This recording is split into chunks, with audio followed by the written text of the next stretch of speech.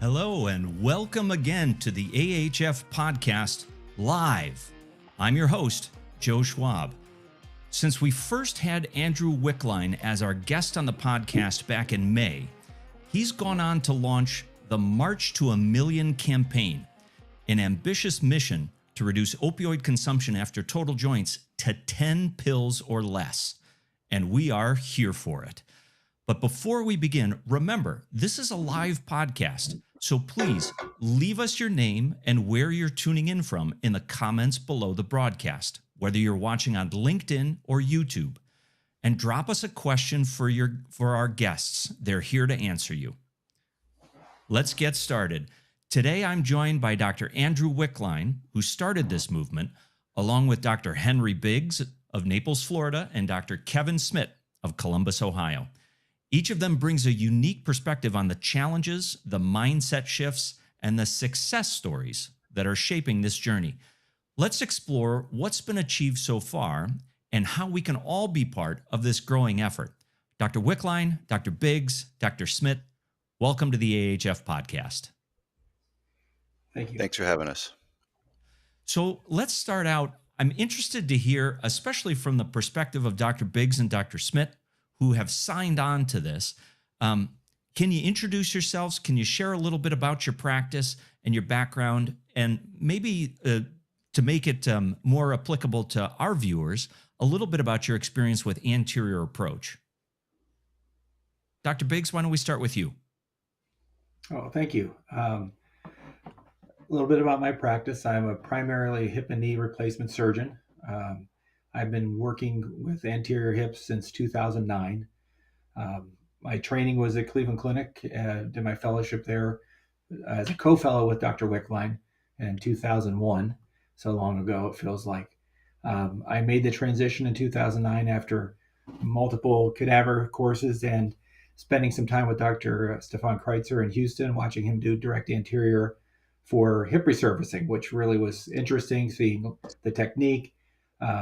And then bringing it back home to my practice and where the development was going towards, outpatient surgery and faster return to function. But it really was a big breakout for my practice, and that I had just moved to Florida and was growing. And so transitioning that from a trauma practice into a primary joint practice, I got a lot of my first cases were anterior hips for femoral neck fractures. So I got a lot of volume and experience in dealing with those. And at this point, we're coming up on about 6,000 direct anterior hips in the time frame since July 27th, 2009, which was my first anterior hip. So that's been my experience with anterior hip, game changer for my patients and my practice and my career for that matter. And Dr. Smidt, what's your story? So I'm in private practice in Columbus, Ohio right now. I appreciate you having me, Dr. Schwab, and a pleasure to be here with Dr. Wickline and Dr. Biggs.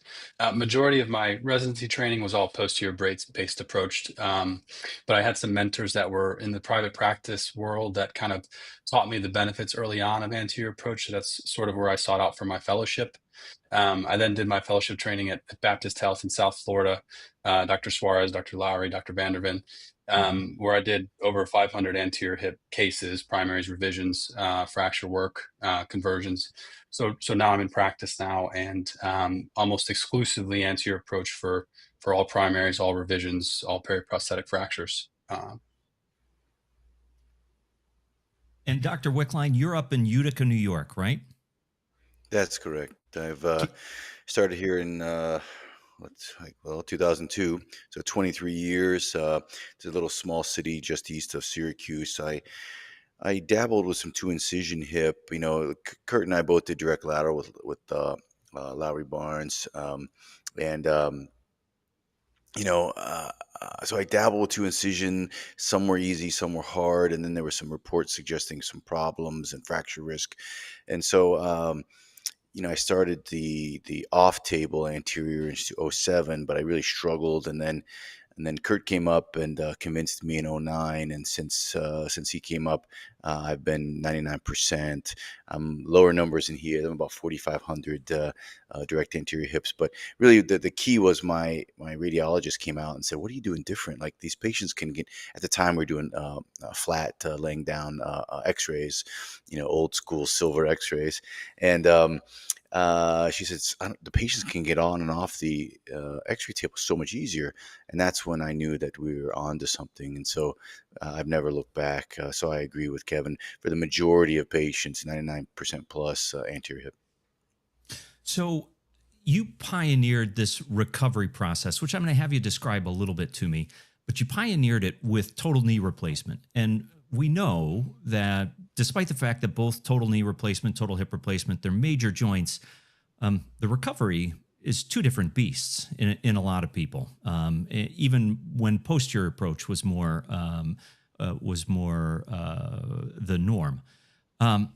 When we last talked, you mentioned shifting your focus more towards this recovery process with anterior approach total hips. How do you work through your recovery protocol? What feedback mechanisms do you use? And how do you make sure it's working on a macro scale? So I would agree that most of us think that the total knee recovery is worse, so that's really where I initially started on this. I live in a small town, and patients would say they just hated the therapy part because, again, we expect patients to come back with this amazing range of motion and off the walk, off the cane. So the therapists feel like if they don't really work these patients, then the patients they won't get referrals anymore. So it's this kind of vicious cycle. So I changed the whole protocol and said, we don't do this for rotator cuff, we don't do it for broken ankle. And we suddenly started seeing significant reductions in pain, faster range of motion. And so our first paper was 86% of total knees and 10 tramadol or less, published 5 years ago. And then our subsequent total hip paper, 97% of total hips, 10 pills or less. And and we also try to get some data on assisted device usage. So not just opioids and pain scores, but also how long it takes to get off the walker, the cane, when do they get back to driving, when do they return to work. And so right now, those are the metrics. They're not amazing metrics, are they? Right? It's kind of a little subjective. And so we're now on our third iteration, which I think is going to be successful to objectively measure the swelling curve post-operatively. I hope to have that by Q4 now. And then separately in 2026, I'm working with some very bright and talented individuals to hopefully have an objective pain measuring device, an actual device that measures true pain rather than an NRS type score. And so now might actually be a good time. Tell us a little bit, those who aren't as familiar with kind of the bold mission of this campaign, can you tell us a little bit about what March to a Million means, how it came to life? So, I originally I said in front of all my AHF colleagues that we were hurting people with therapy, and everybody laughed at me. So told me to sit down, and I got angry. So, at the same time, I had mentioned that our opioid scores were lower doing this. And so people said, prove it.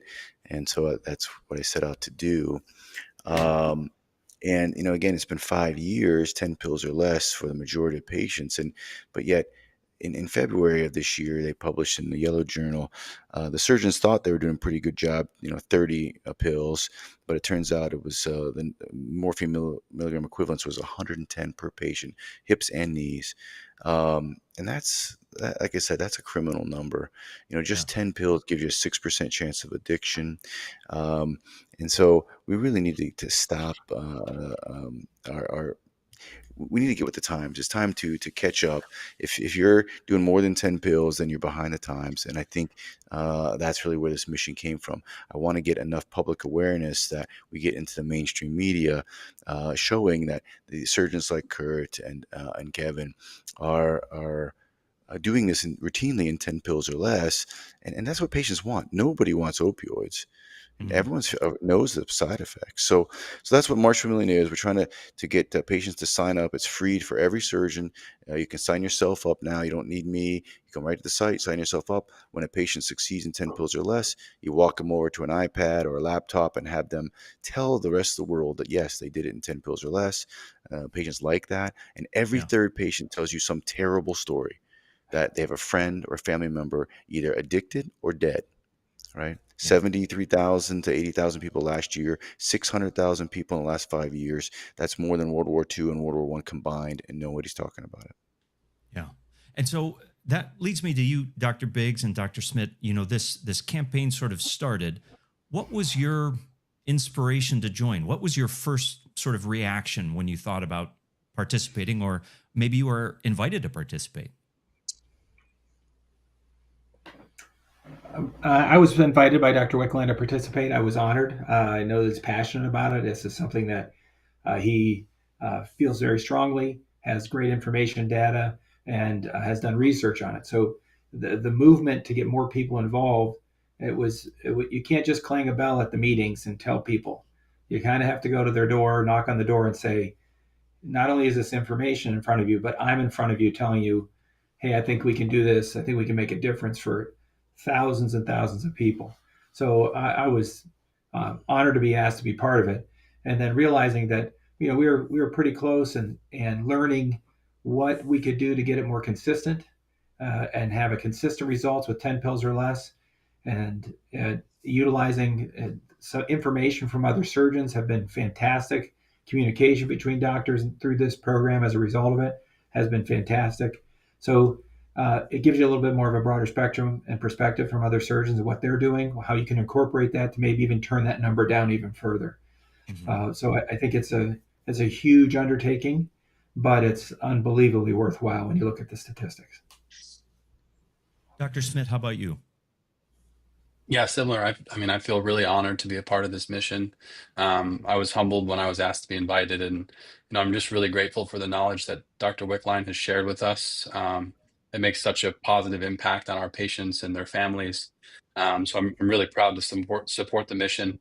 I, I've always kind of found a multimodal approach to our pain management and recovery to be very important, even in residency training. And so that's always been critical to me. I reached out to Dr. Wickline October of last year, and he was gracious enough to share his protocols with me. He's certainly passionate. I can tell you from 9 and 10 o'clock phone calls on a Tuesday or Wednesday to get a little fire under my butt. But we reconnected earlier this year, talked about his approach, and particularly on the knee side, but also with hips and revisions. That was kind of around the time that he started March to a Million. So I signed up, and I have just been getting as many patients to buy into it as possible. So before, I just want to say one thing, Andrew. Just so it's clear to all of our listeners, this is not taking opioids away from patients and making them suffer. But it's in fact just using better alternatives and really understanding the science of the recovery to help patients have less pain so that they don't really need to reach for these medications, which have such potential downsides. So I want to make sure all the listeners are aware. This is not a torture patients movement. This is hey, there's way better options out there. And I was going to say, so we have a live audience right now on LinkedIn and one on YouTube, and multiple people are out there watching us. I want you to go ahead and drop your name and where you're viewing from in the comments below. We do have a comment from a Kathleen K, who just says, and I would echo this, that this is an inspiring conversation where the focus on recovery and patient outcomes is exactly what healthcare needs. And more of transforming lives one surgery at a time. Does it feel like transforming lives to you when you're having a patient kind of go through this process, Dr. Biggs? Without a doubt, the most satisfying ones are the patients who had surgery 5 years ago, and then they come through this process, multimodal, better education preoperatively. They get the goal of not taking as many medications because, not that we're just withholding it, it's because they have these other avenues of which are reducing the swelling and reducing the pain and reducing the need for the opioid. And so they're the ones that are great when you walk in for their follow-up visit and they're like, I only took pills for the first 2 days and I realized I didn't need them. And they're relieved because they went through a process of the constipation, the nausea that goes with these medications. And they were truly relieved that they didn't have to do it the second time. And everything worked just as lovely. So tell me a little bit about when those patients do come back who've had a prior total joint before you were doing this protocol. How does the education path work for you guys to educate patients about the whole March to a Million concept, and especially how does it work as far as you asking them to share their stories online? Because I get the impression the social aspect of this is a big part of it. Is that right? For Yeah, I sure. would say those patients that are coming back for the second surgery, those are always the ones that are the most skeptical. They've been through this before. They've taken, 60 pills in the past, and that's kind of what they're used to. So you tell them that, and they look at you like you're crazy. But patient education, I think, is the most critical part of this whole process. Dr. Wickline has stressed that over and over again. I spend a little extra time with those patients just trying to explain what it is we're trying to do, and if you can get that patient on board and to understand kind of the physiology of what we're doing, I think it's a lot easier to get them to buy in. I really emphasize I'm trying to minimize swelling, less pain, leading to better pain scores after surgery, quicker recovery, quicker getting up. And once they commit, then it's no looking back. So, what's the benefit as far as, or what's the likelihood, I should say, as far as patients pushing back on this? How frequently does that occur? Because I mean, as a practicing surgeon, any advice you give, there's going to be a certain percentage of the population that's just going to push back for one reason or another. How often are you getting pushback on this, or is it lower than what you would have expected? I get almost zero pushback. When you're explaining what the process is and what it is that you're trying to accomplish, and you're doing it as a team, working with them to do that, Yeah. Yeah. I get very, very little pushback. And then they'll actually go ahead and tell their friends and neighbors that they're part of this program and March to a Million. And they'll actually, the next thing I know, I've got patients showing up that are interested in hearing about this and their process coming up. So I get zero pushback. Dr. I Wickline, don't you've get any. had the most experience. Yeah. Tell me about that. Yeah, I don't really get any pushback. I mean, I don't know. Maybe, and some surgeons accuse me of that because I've been doing this for so long that, I must be self-selecting patients, or patients are self-selecting themselves. But I think in general, patients don't want to have pain. And so if they know there's a surgeon that has much less pain than everybody else, I mean, who intentionally goes out to get a sunburn? Nobody. So why would you intentionally go see a surgeon that has no metrics to actually prove that? They say it, but again, having some metrics, that's where March to a Million is so nice. Hey, look, I'm on the leaderboard. I can show you that I'm having success with this.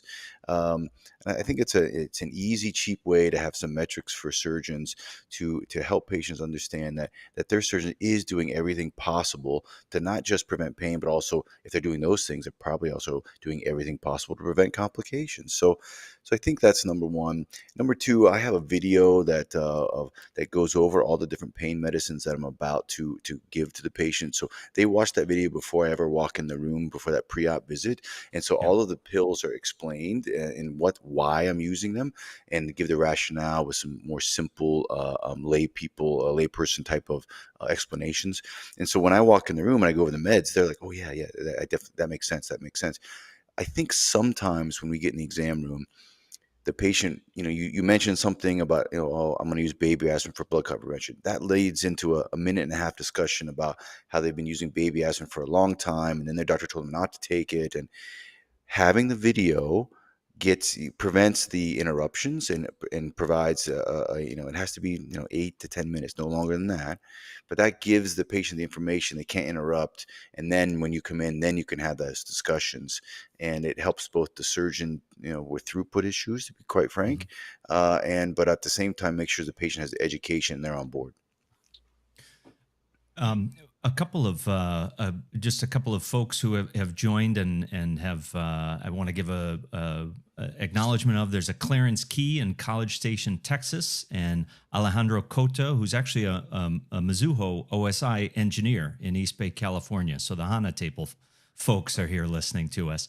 And I want to shift a little bit, Andrew, and ask you, because I know, having seen your presentation now a few times, I know you sort of passionately travel the country and you have your own means of transportation for going from place to place. And you're passionately traveling the country to promote this March to a Million. And obviously, the idea itself is a good idea, but I'm curious to know, and I think our listeners would be, what sort of has personally motivated you to put in this sort of time and effort? You know, you're taking time away from a busy practice. You're obviously going to proselytize a lot to other surgeons, and you're doing it at a certain amount of personal expensive time and travel. What's the motivating factor? Before COVID, we all discussed these issues, and at AUKUS, we were talking about who's down to 40 pills. Mayo Clinic's down to 50, Dave Delury down to 40, I'm down to 10. It was a fun competition with my colleagues. But then COVID hit, and we stopped talking about it, and we stopped caring about it. And again, I just want to put it out there that 600,000 Americans have died since 2020, roughly, and that's more than World War I, World War II combined, and no one's talking about it. Every person on that street corner, when you come up to most of our cities, there's somebody asking for money. They're asking for money for heroin or some of these other drugs. We look the other way. Nobody started with that. 75% of those people started with prescription opioids that we prescribe. Orthopedic surgeons are the number one prescriber of surgical subspecialties of opioids. All of those people are someone's mother, brother, sister, husband, wife, and we look the other way. I don't have a solution for that. I too, unfortunately, have to look the other way. But at least let's start with the prevention. I can help with the prevention, so I'm going to try to do my part. I know I can fix that problem if we can just get the lay press to say, hey, this is important again. This is a national epidemic still. So you feel like there's been a shift in perspective, at least attention of the media, away from the opioid crisis to a certain extent, and you want to bring that focus back. Is that right? Yeah, I mean, why aren't we talk about a plane crash, with 200 people, and that's worldwide news. But like you said, roughly 80,000 people died last year. Why isn't that news? Yeah.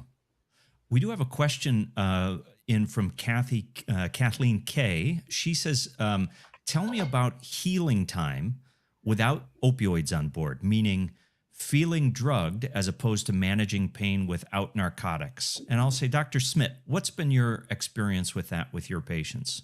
Do they feel like they heal faster? I don't.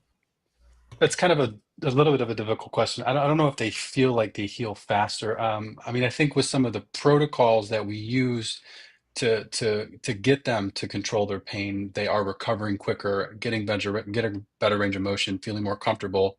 I don't know that their tissues are healing faster.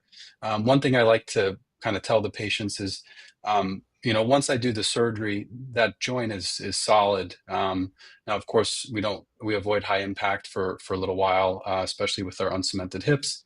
But that joint is solid. It's really the soft tissue healing that I'm trying to control. And if we can control the inflammation, control the swelling, that's going to give less pain, quicker recovery, quicker range of motion. So that's how I would answer that question. So, Dr. Biggs, another question that came in, what are your multimodal, and I assume this is similar across all your practices, but if it's not, I want to hear, what are the multimodal meds prior to surgery and immediately post-operatively that you're using as part of your sort of perioperative joint cocktail?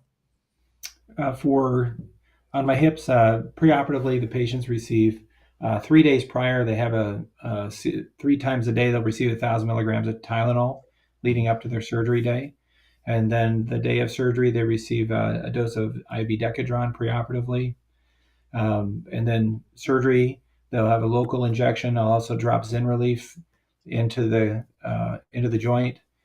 as part of the No Pain Act. That's covered for Medicare patients, so it's not a cost issue for the facilities. So that's an additional way to provide prolonged relief in the hip area. I do a tranexamic acid soak. I don't do IV, and then after I close the capsule, I inject additional tranexamic acid into the joint and leave it there. And then following the patients, for me, they'll go on to tramadol as their breakthrough drug, but their protocol is they're going to be placed on the Tylenol 3 times a day. Postoperatively, they use Mobic. We use the aspirin, of course, for the DVT. And I do not use dexamethasone for my postoperative hips. Some guys do. I hadn't seen the need for it as of yet because the hips do generally very well. And then I'll do a prolonged tranexamic acid dosage that'll go out for about 10 days postoperatively. That helps with the swelling. I was going to say, the tranexamic acid, are you doing it specifically for bleeding, or are you doing it for swelling, or both? Yes. How's that for an answer? That's what I thought. I think it helps on both perspectives. Yeah. A question from one of our YouTube listeners. Can you please provide, and we were getting a little bit into this, but maybe, Andrew, I'm going to have you handle this one. Can you please provide specific details about your protocol and which pain medication you are typically prescribing, specifically the ones of 10 pills or less, and any differences in post-total hip and post-total knee protocols? So I do everything. So my data is all based on the knee side, and so then I've applied that to the hips because from a basic science standpoint, I'm making an incision, I'm creating trauma, and so forth. So I do think that overall it makes sense.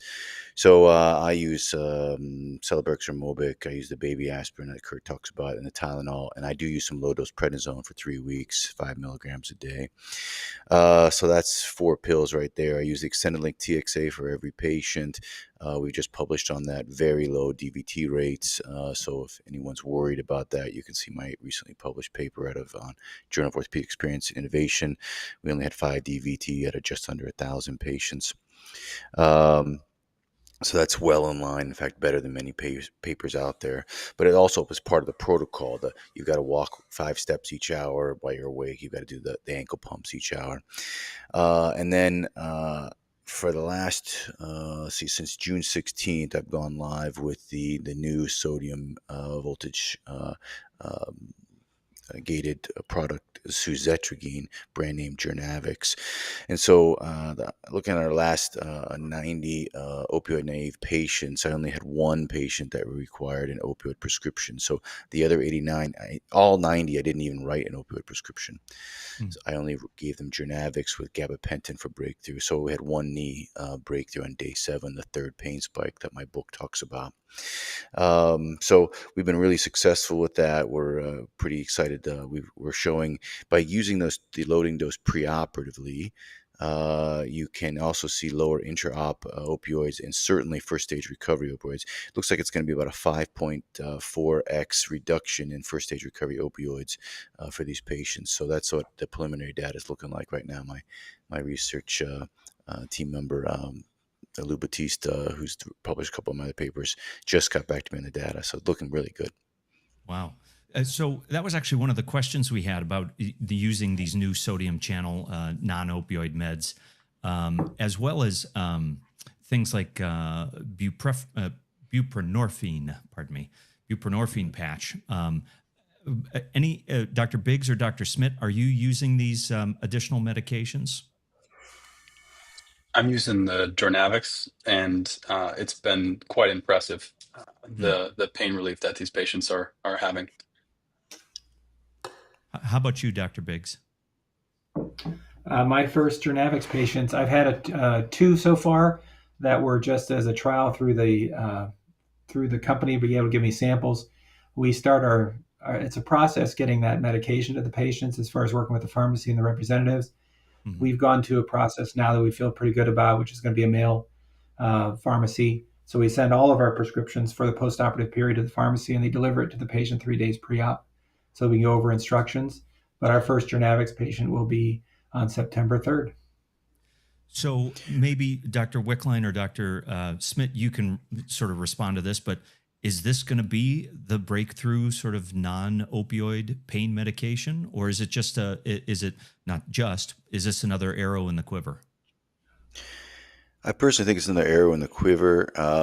Remember, I've been doing, all those papers we published in 2020. The data is from 2017, 2018. So it's 7, 8 year old data. So I've been doing 10 pills or less for a long time.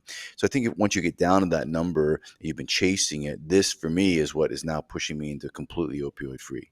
And so, I mean, we were 97%, 10 pills or less, but only 38% zero pills for the prior to this. So I think it's going to be a pretty substantial uptick. So I think overall, this is a really amazing new addition.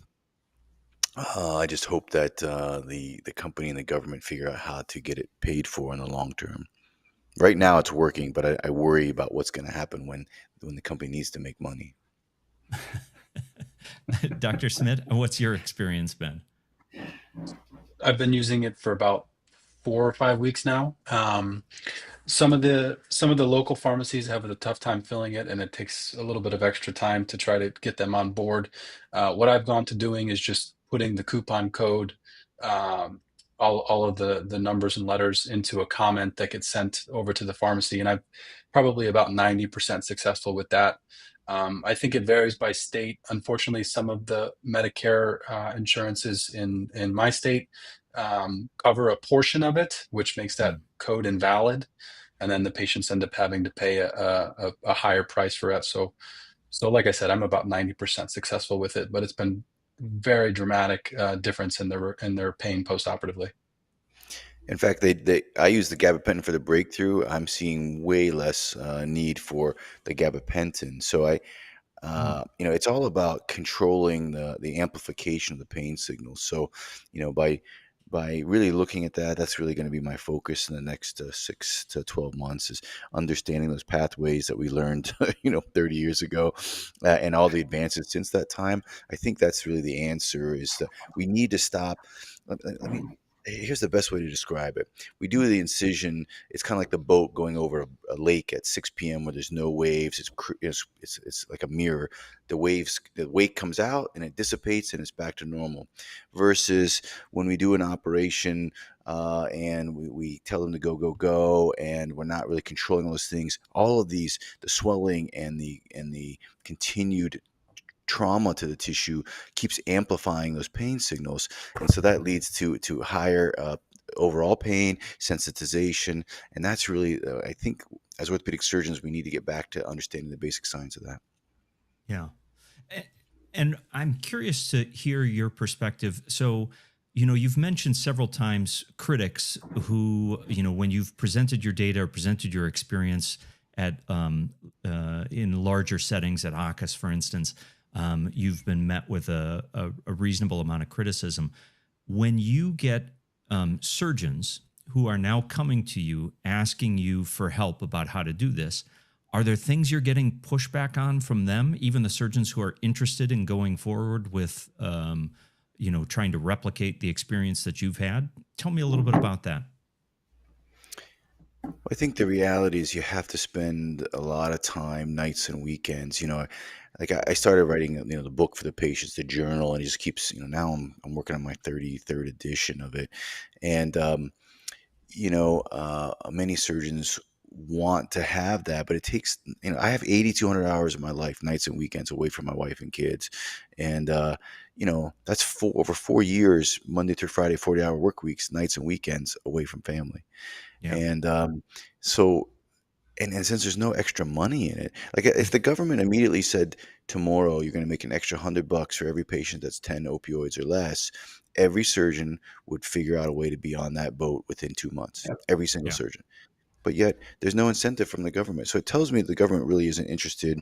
And then that tells surgeons who every year make less and less to, it's really not worth their while. So is your next step for this, to get involved in legislation, to get involved in government affairs? Would that be a next logical step or no? Vin Dossa really said it best. He's at Oxner. He thinks this really needs to be another metric. Unfortunately, the government's really good at giving a punitive blow to surgeons who aren't complying. It's just I really wish they would do it the other way, and let's do it in a friendly manner. So, like, and again, an incentive. I mean, these things cost, readmissions, and problems for families. Out of every 1,000 scripts we write, 17 patients or immediate family members will overdose. I've done 20,000 plus surgeries. That means I'm responsible for 340 overdoses, according to that paper. At what point are we going to start looking at our own data? But again, if there's no money in it, you just gotta follow the money. So that leads me to kind of ask you, Dr. Smidt and Dr. Biggs. Obviously there has not been a huge payment incentive for this. You get to see some. You get to see some of these improvements in your patients. But what's the incentive for you personally? Is it altruistic? Do you have particular motivations for having wanted to do this? Can you tell me a little bit about that? Certainly. Yes, there's the altruistic. Who wants to deal with complications and problems associated with opioids? I mean, those numbers are just amazing and shocking. But there's also the benefit on the practice side of having a happier patient, having less phone calls, having less problems, having a better outcome in general. And then in the end, you also get a happier patient who goes out and tells her friends. And next thing you know, you have more and more patients coming to you because of their outcome and because of their experience. So there's where you kind of have that trifecta of what's the benefit. You have the societal, you have your practice and how it sets up and how it works on a day-to-day basis. And then business-wise, it's a better model in the sense that you have better outcome, happier patients, and then more patients. Yeah. Dr. Smidt, how about you?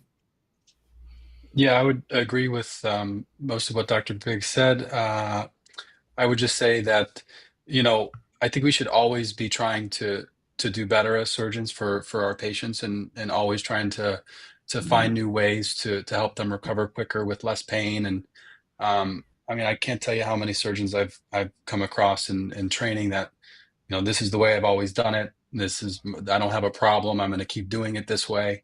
And that's never really sat well with me. So, part of the reason why we all do anterior hips is because we think that they recover much faster. It's less painful. And I can go on and we can debate that, but this is another way of improving that even further. So I think we just keep trying to, push forward and try to do the best we can for our patients to help their recovery and get them back on their feet quicker. So, Dr. Wickline, if there was a surgeon just like Dr. Smidt was describing, I've always done it this way, and you wanted to share with that surgeon a particular patient story that to you was meaningful in terms of how this patient was sort of successfully recovered or had an improvement in their recovery, in your perspective, that would be able to convince this surgeon, or at least give them your perspective on why it might be valuable to consider it.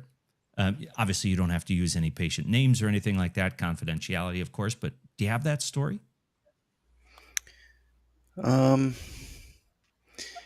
Trying to convince, again, I'm happy if some other surgeon has a better way than me. Please reach out to me today. I will listen. I want to do a better job for my patients. But again, I first would want to say to that surgeon, please, just look at your own data.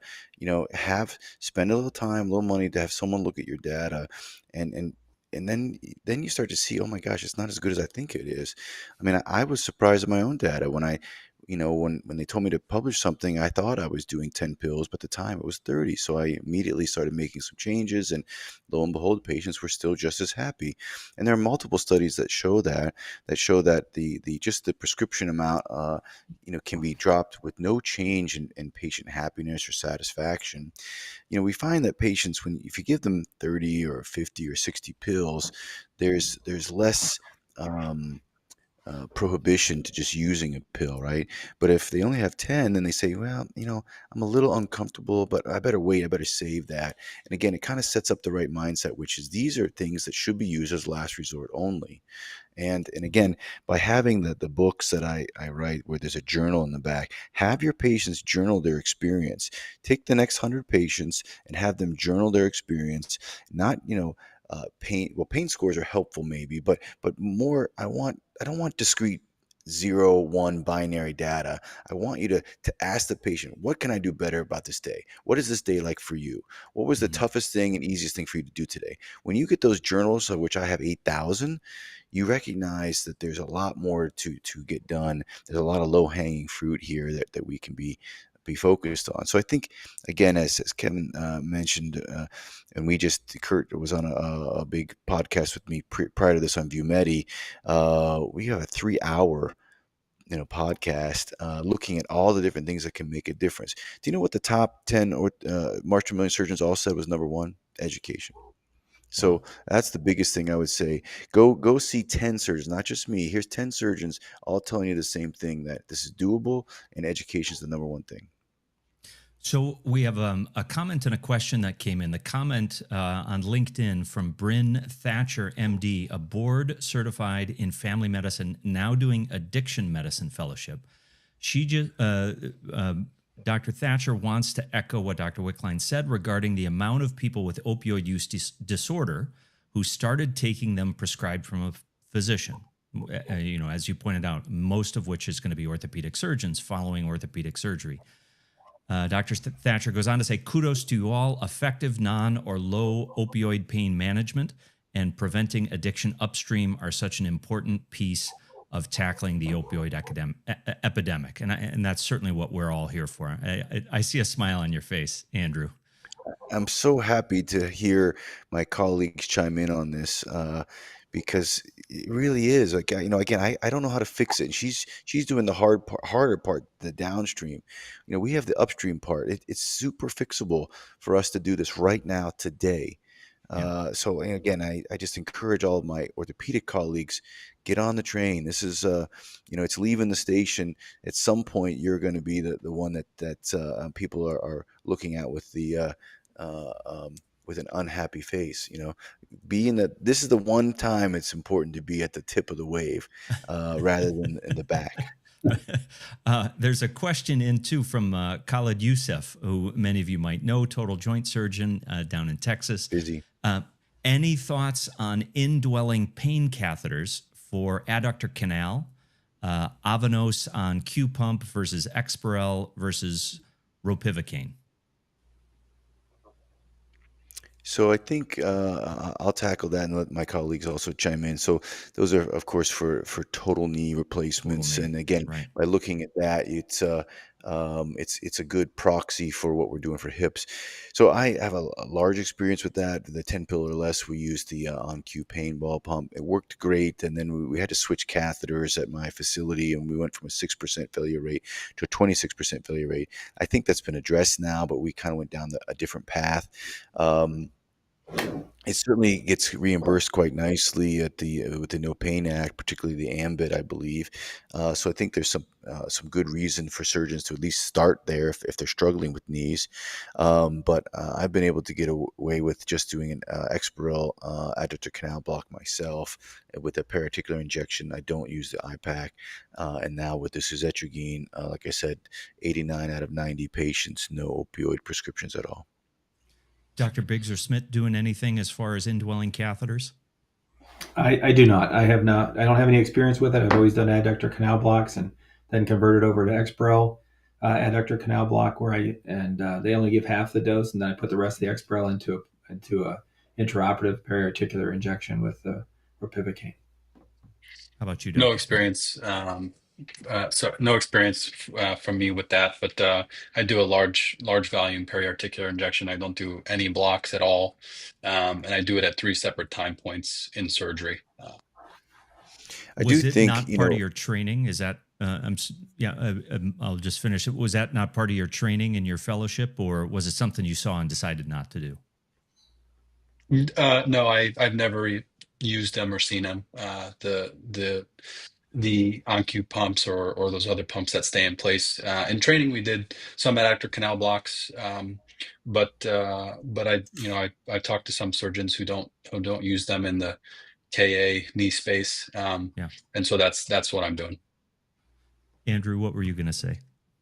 I was going to say, when you look at we initially trialed. I had another surgeon in town that was doing intra-articular pain balls, and his pain scores were markedly better than mine. So, we were part of a joint meeting, and I said, okay, I guess I got to trial this. So we did it for a year. Unfortunately, we had 4 infections, but I will say those patients had extraordinary pain relief. So I do think that again, by consistently blocking the sodium channels intra-articularly can make a difference. And there is a new product that's I think in phase 3B trials now from Alay Therapeutics, where it's a dissolvable bupivacaine wafer you tack into the joint. So there's no catheter, so the infection risk goes away, but it can lead up to a 4-week reduction in pain scores because it's releasing ropivacaine or bupivacaine the whole time. So I do think that plus the suzetrigine combo, I think is going to be an amazing improvement and may help us start to pull back on some of the things I'm currently doing. I'm going to ask a controversial question. If at some point we take total knee replacement and make it so that it's a breeze, it's an absolute breeze, does it suddenly, because of pain control, because of these things, do we suddenly reduce some of the inherent value, and I mean monetary value, in a total knee replacement? To a certain extent, it can be a difficult surgery to recover from. It feels big for that reason, and that bigness confers some value. And I'm not saying there's not a reason to pursue better pain management, but what happens when this becomes the easiest surgery in the world to recover from? I make $153 for this right now. I can't imagine it going any lower. That's what's in my pocket. So, I mean, how do you devalue it anymore? I don't know. I totally agree. That's exactly the point. Is how can it get any lower? And we're almost at a net zero at this point anyway. You're making your income from office visits and not from the risk and the liability of a big surgery. That doesn't change. Are they going to make malpractice insurance go away? Yeah. Liability is going to be gone because it doesn't hurt. So I do so the think good news for surgeons who are concerned that this might take out of their pockets is there's nothing in their pockets anyway. I do think that if we're not careful with pain control and you don't recognize that the swelling curve happens but you use all these medicines to help with pain, the patient tends to walk more because that's not that painful. It's the bending that's painful. And Yeah. so that's the typical 57-year-old male, right? It hurts to bend, but I'll walk extra because Dr. Wickline will be happy with me. And then suddenly they've got 90 degrees of flexion and you're having to manipulate them. So I do think that we have to be very careful and mindful of truly educating and staying on top of the patient that doesn't understand that swelling curve and what they're doing to themselves by walking extra early on, because fluid does not compress and they're Yeah. going to get lousy motion, and then you're going to blame it on the drug rather than the fact that you didn't educate the patient well enough. So Brad Waltz, who many of us know, says great discussion, inspiring and motivational. And Clarence Key, also on LinkedIn, has a question. He says, what amount of clinical support or automation are you using for educating patients? I feel like we are already hindered with timing in clinic. So I'm going to go by the introductions and say, Dr. Smidt, you have the newest practice, right? So you're going to be the one keenest to use automation, and you're going to be the one who probably has the most time to set stuff up, at least initially. What would you say to Clarence Key? Yeah, that's actually a great question, and one that I was hoping that we would touch on. So I use a AI text chatbot that goes out to every single patient. They have to consent for it and sign up, of course, but that starts about 20 days before surgery.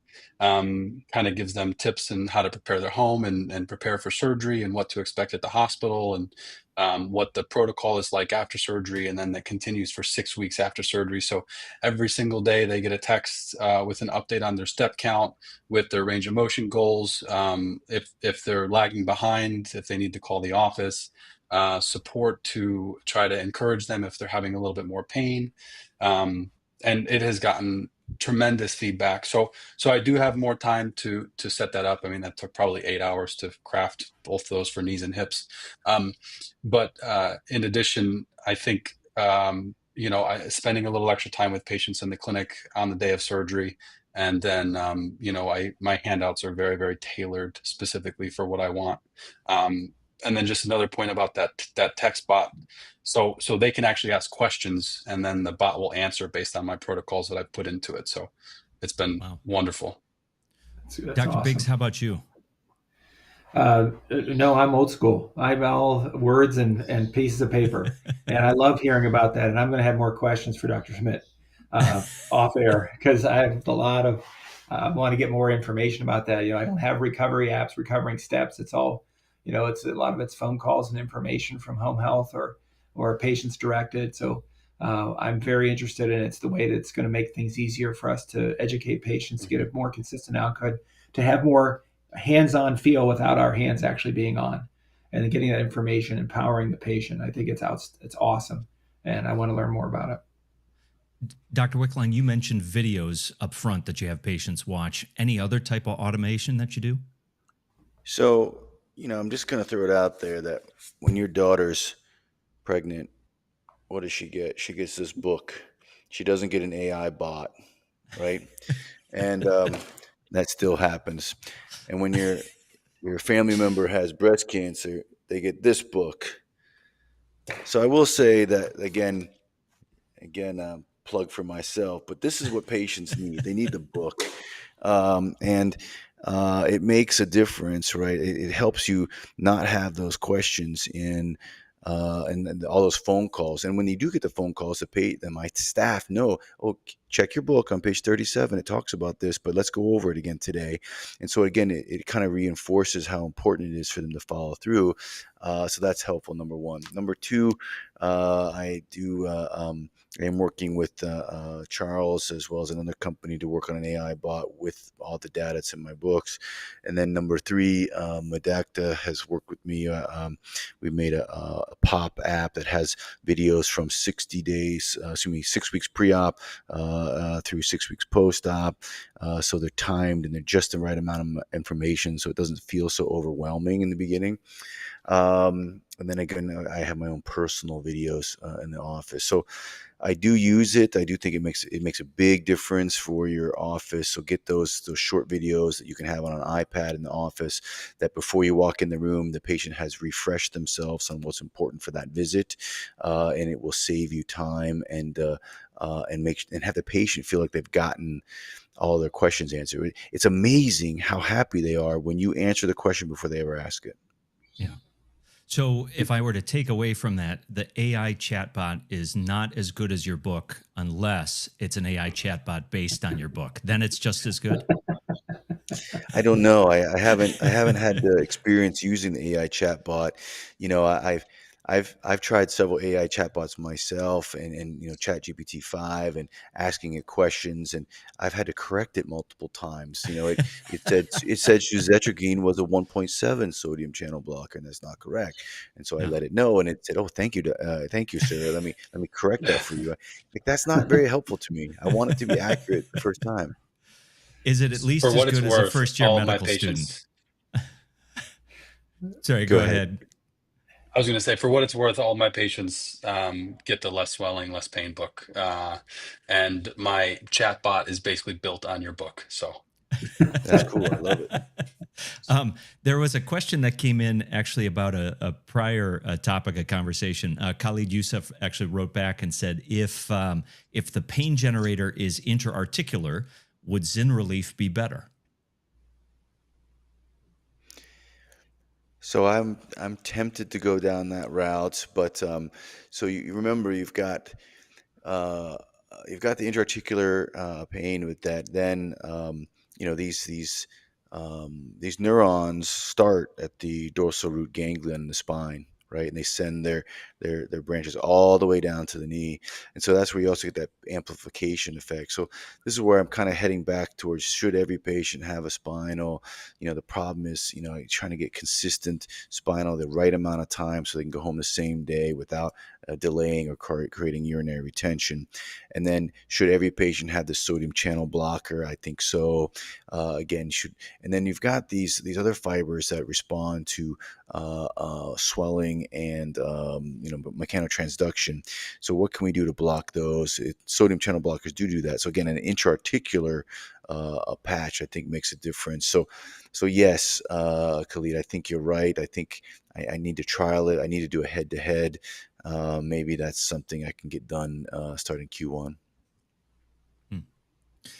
I did want to ask, because I think surgeons who are watching might want to know from Dr. Biggs or Dr. Smidt, are there challenges that you still face when kind of implementing these protocols, or do you have things pretty well dialed in for your patients? I feel pretty comfortable with her dialed in. Most of the pushback you'll get is from anesthesia if you're trying to change some type of protocol perioperatively, because they're just kind of, they get to be very accustomed to their decisions and how they like to do things, which is great. So that's where you get most of the work you have to do in hospital pharmacies. Awesome. So everybody but the patients. Yeah, right. Yeah. Yeah, we talked at the that Vumedi thing about, and I wasn't aware of it either. I had asked Travis Clegg, one of the other top 10 surgeons, to get on board with that. Asked him to do the steroid component of that lecture, and I didn't know what it should be 20 milligrams of dexamethasone. I've been using 8, maybe 12, and then the one paper says up to 1 mg per kg for high pain responders. So that's a huge number. I haven't gone that far, but even 20 has been.